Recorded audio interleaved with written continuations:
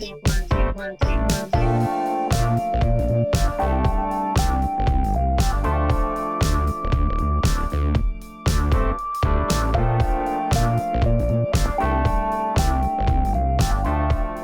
from Tokyo, my dear friends. This is Daisuke, and I very much hope that this video finds you well and in very good spirits wherever you are in the world. And today, if you don't mind, I would like to continue on with our discussions of 1970s disaster movies. And I'd like to focus our attention, if I may, on a film which was released in 1976. And it is directed by Larry Pierce and produced by Edward S. Feldman.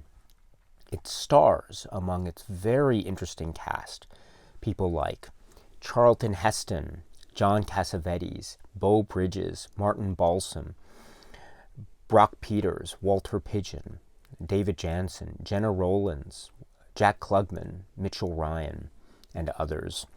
This is a very scary film, a very suspenseful film, and quite a shocking one in many ways that I'll try to suggest as we go along. And it is called 2 Minute Warning. The crux of the story or plot of the film, 2 Minute Warning, is this football game, this American football game set in this stadium, this open-air stadium. And there are participants, there's the game, and it's a packed audience, or a packed stands. And so we see various people, various characters that are, as I say, connected in some way with this particular event. So for example, we have a certain group of characters that are part of the stands, the people who are the spectators watching the game. And we see various people, and we follow them at the start of the film, prior to the game start, and we see them getting ready, going to the stadium, and a little bit of a background as to who they are, what their concerns are, and how it is they are going to be involved in this particular game. And so this is the Beau Bridges character and his family arc, and also the characters portrayed by David Janssen and Gena Rowlands, for example, Jack Klugman, Mitchell Ryan, etc. Then we have, in this context, the threat, the potential and or actual threat, which is presented by the knowledge that there is someone here, there is an antagonist who is armed with firearms, and the threat is that this antagonist will cause a terrible incident in terms of shooting at this particular crowd of spectators and people at this game. So there is this very immediate threat that is out there. It's quite a frightening one. And so in this context, we also get the authorities and security personnel, the stadium, and also police and SWAT team in trying to track down this particular antagonist or threat while the game is progressing, while people are essentially enjoying their time at a football game. While all this is going on, we have people in the background, the authorities trying desperately to find out what's going on, track down who it is who's behind this threat, and stop this particular person before it is too late.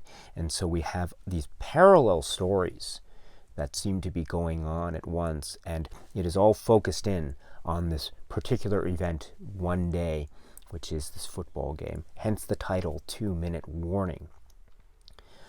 In that way, I think we could say that this does fall, or could fall, or one perspective of this film could be that it could fall within the disaster genre, in that we have a set of characters, a wide, vast, expansive characters at that, from different parts, as it were, and we see each of them, and we get, to a certain extent, background information about who they are, what their connections are, how they might then connect or interact or encounter each other, as the film goes on with its running time. And so this is one of the hallmarks of a disaster film with a kind of all-star cast, as it were.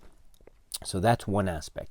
And so we get a little bit of who they are, and then when the threat occurs or when the various events occur that cause them to become very affected, then we see how their lives are changed and what the impact is. And that, in turn, impacts us, the viewer, because we have come to know these people over the course of a good portion of the running time, to then all of a sudden be confronted, sometimes quite suddenly and shockingly and abruptly, by the circumstances that they now have to face, given this threat that is out in the open. So, or this danger that is out in the open. So, this is, I think, part of that disaster film mold. And also, as part of that too, we follow a group of characters that represent the authorities, the police, the SWAT team, etc. This is the Martin Balsam character, John Cassavetes' character, and Charlton Heston character. And we see them trying very desperately to stop the situation in a type of police procedural mode. And so this is also, I think, part of the disaster film genre, in a way, in terms of not just the presentation of the threat or danger or menace, but also a group of characters that are trying to stop, prevent some disaster, or otherwise mitigate the harmful circumstances that could arise due to such disaster occurring. So I think in those ways this could be said to be a type of disaster film. However, it could be said also to be a different type of film, or it could be said to be maybe a further subcategorization of the broader disaster genre, or this film could be seen through different lenses, different perspectives, and be seen to be maybe varying or different genres at once. So what do I mean?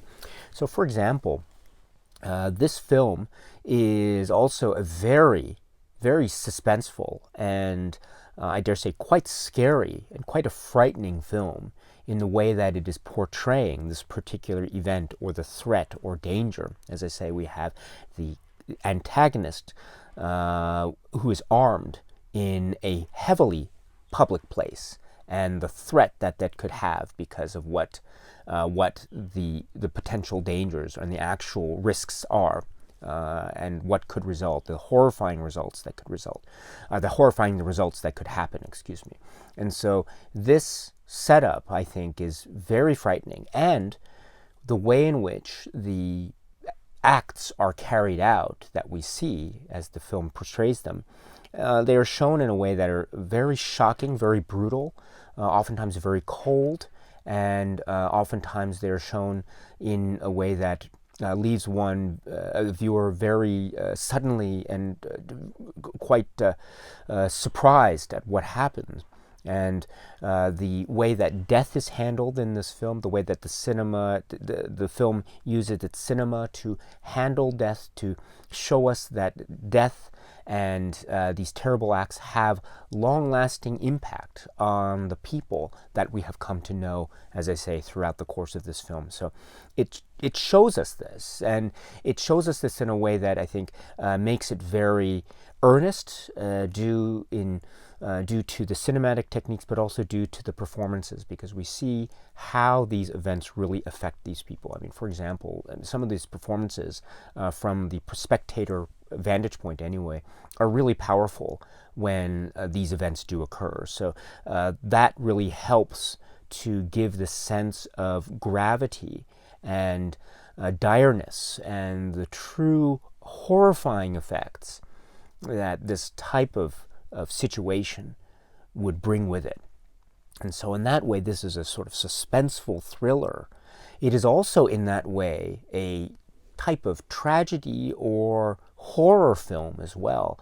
This film doesn't shy away from some of the violent consequences of the acts that are committed here. I mean, there are some moments that are quite shocking and violent, and it's done in a way that I think it makes the viewer quite disturbed, and so it's quite, as I say, abrupt as well. And so in that way too, this film is a horror film. It is a very terrifying film. It is scary, and it is quite quite appalling in that way in terms of what we see in the type of disaster that ensues. So it is very disturbing through those avenues. So that gives the film another way of looking at it, or another viewing or perspective. And so in that way, I think it could be said to be a disaster film, or it could be said to be a disaster film that is further subcategorizable, or is that, I don't think that, or that is further subject to subcategorization, let me put it that way. And that makes the film, I think, one that is a very interesting one on many watches. It is also, I should add too, I mentioned it earlier, a type of police procedural. And in that way, too, it could be said to have further links back to other examples of the disaster film, like Airport from 1970. If you know that film, you'll know that Airport is not just about a particular disaster on an airline or an airplane, but it is also showing us a little bit of the background about how the people operate, what the security channels are like in this particular airport situation or environment, and how the administrators work to try to prevent disaster or figure out what's going on. There is that same level of information presentation at play here in 2 Minute Warning. So it has that sense of the environment and the people working within the environment, the way that the machinery works in the background, as it were, and trying to piece together all the information to stop whatever the threat is before it really becomes a totally terribly escalated situation. So in that way, too, we can say that it then further connects back to the disaster film genre in, I think, a very effective way. However way you decide to see the film, or whatever viewpoint you decide to regard the film, I think we are still, or I would suggest we are still left with a very effective film, very disturbing for the reasons that I was trying to cite. And it, I think, is made even more effective, as I say, by the strength of the performances, and also the way that the story is told, and also the way in which we come to know, or we don't know, why it is these are happening, or what is the reason behind these particular events.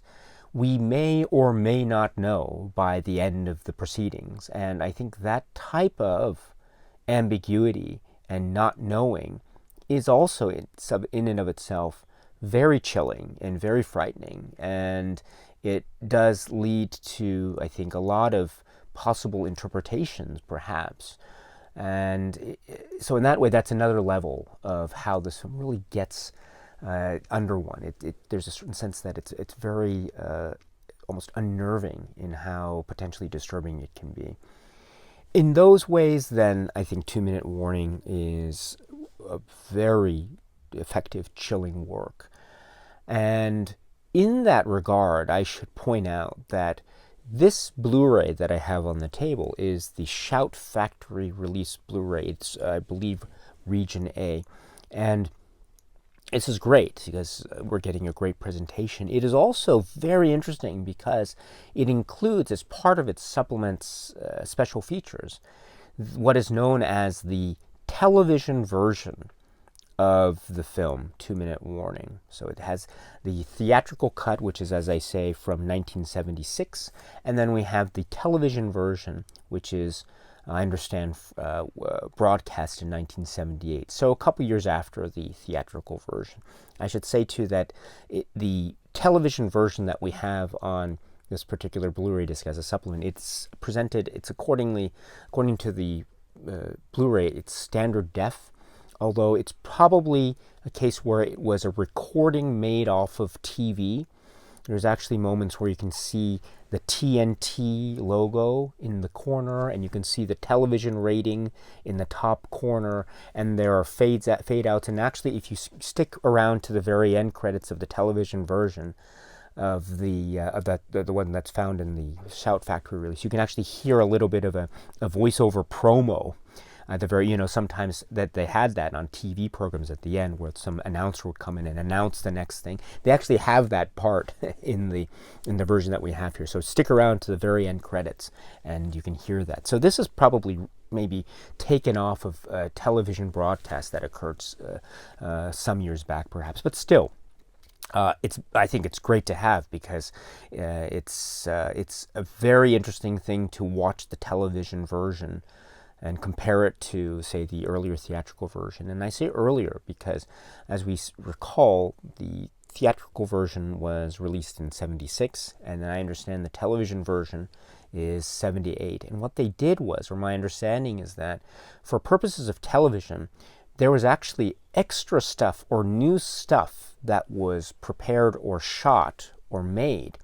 And so what they did was they, in essence, for the television version, created a whole new subplot and put it in and tried to, in essence, retrofit that particular subplot to give further background or explanation as to why these events might be happening, or the background for these particular events. So this is not stuff that was originally meant to be in the original cut but then was cut out. No, this is new stuff that was made for purposes of the television version. So that's my understanding. So I would suggest that this this television version makes the story quite different, and it presents the story in a way that feels maybe less of a horror film and more of a disaster film. I don't know if that makes any sense, because it gives the disaster element more context.